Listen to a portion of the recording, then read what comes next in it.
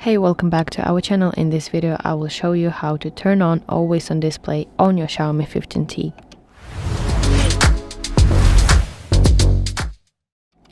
Okay, so let's go to settings and you want to scroll to lock screen section. Now scroll all the way down to always on display mode right here. Now tap once again always on display, and at the very top of your screen you should enable this option. So now when you have enabled this feature, you can customize how your always on display mode, how your always on display screen looks like. So let's go to specific themes. Let's open this one, for example, and here you should see this preview.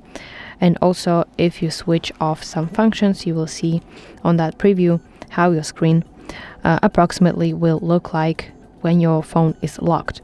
Also, this is another theme. Here you can see section with your signature, so you can write your quote or whatever that you want to see on your lock screen. In this field you can write it. Let me escape it. Also you can select text color. Also here in the preview it changes automatically, as you can see. You can select align options. So whatever you want, you can set it up right here.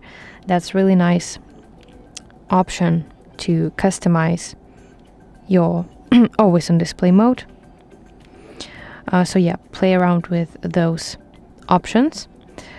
Those are signature. Also you can see some another always on display modes.